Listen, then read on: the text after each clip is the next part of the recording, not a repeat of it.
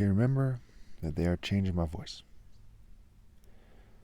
This video is about my Universal Martial Code. This is part 5, I believe. We're on point 21. As they have followed people who sank so low as to persecute me in childish, disgusting, immature, weird, LGBT-like, crazy, and sacrilegious ways, I must emphasize their extreme disgrace in order to do God justice and to complete my service, whether this paper becomes famous or not. Who could be more disgraced than wealthy, white, Jewish, and LGBT people who are morally, spiritually, mentally, and romantically bankrupt? They have a long history of being racist against black people in an organized manner, as they knew that the Messiah comes from and would come from a black African patriarchal line, and that this is my final return. They scrambled to prevent people from seeing the image of God in the Royal African Falcon top martial arts order. They even changed my voice, mind you. And not doing these things is basically like the core of the test in life, right? You know, what they did was the essence of rebellion. They went right to the most righteous person and said, keep people from following them. What's more of a rebellion against God than that? The test that they failed was a test of obedience. Will you obey God in a life that is short with bare minimum temptations when you die anyway? You think some fair weather chick is a great temptation? You think mere food and material goods? Their failure is extreme.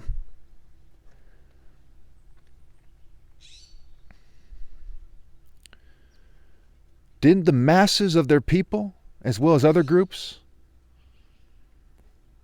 follow them and come in their spirits? Do you think it is wrong to point this out? It saddens me that this must be said, but I feel a sense of vindication from God as well. How could it be racism when it is true? And I feel a sense of vindication. And every time I say things like this and I ask people for their viable counter-argument, with white people having me under surveillance, with white people commonly in the comments or watching the videos, that they have nothing to say in the defense of the guilty. Not a word. They don't say, hey, it's not like that at all. Because they have no viable counter-argument. Proverbs 18:9 testifies against them to the extreme. And perhaps this book was made in Africa or China or Antarctica or South America. No. The book was made right by Europe. The book was mostly propounded from Europe. One who is slack in his work is brother to one who destroys. They have me under surveillance as I write this. It is clear that they obstruct justice every day.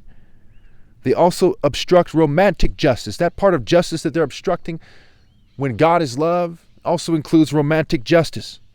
Now, when you think about it, right, who goes beyond Michael Jordan when it comes to appeal? Who goes beyond Martin Luther King when it comes to appeal? Well, basketball is just a sport, and Martin Luther King was not a martial artist. David versus Goliath, not a mere priest from the church versus Goliath. I go beyond them. So obviously, when attractive females have shunned me, when I go beyond who they revere most, that society owes me deeply, especially attractive females. Truly, I tell you, even if I wanted to marry all of them at once, it wouldn't be too much to ask. Because the best years of my life are gone while they were sleeping with the enemies of God and relying on their own opinions, which are opinions in the spirit of the adversary when Satan means adversary. My arguments are sound. If feeling doesn't accompany logic, If a feeling isn't just, then it is just emotions of fools. So how can they say that their emotions, which are the emotions of fools, are more important than logic that they have no viable counter-argument for? What does it mean to grow up, if not to put moral logic, right? Being raised right, growing up, to put moral logic before your petty, childish Babylon feelings.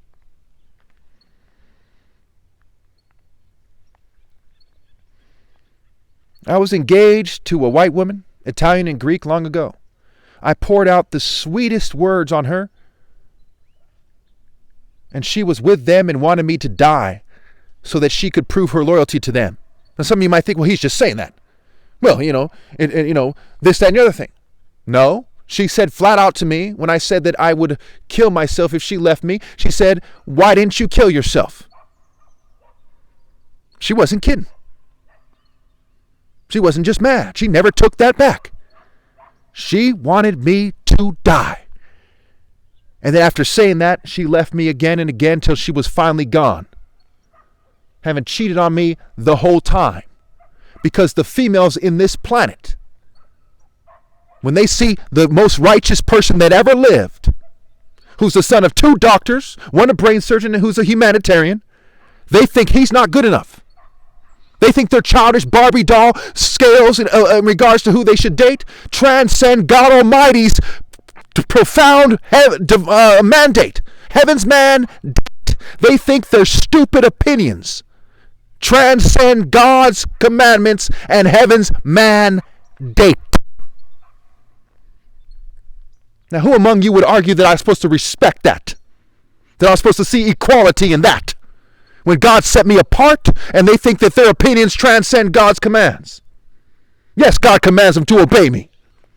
And yes, I have the most intense resentment for them when they don't.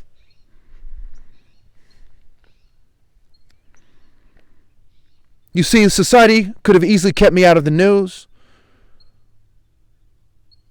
which is wrong to do, mind you, but they could have done it. But they chose to plant her and to use stress, fumes, poisons, psychology, and technology to reduce people's ability to see God in me. However, when you see the son of 2 doctors, who's the most righteous man that ever lived, there is no technology in the world in the 80s, in the 90s, in early 2000 that could cover up the obvious fact. Are among the dumbest bitches that ever fucking lived. If you don't know that, what the fuck planet are you from?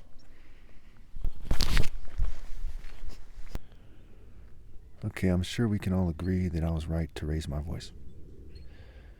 Point number 22.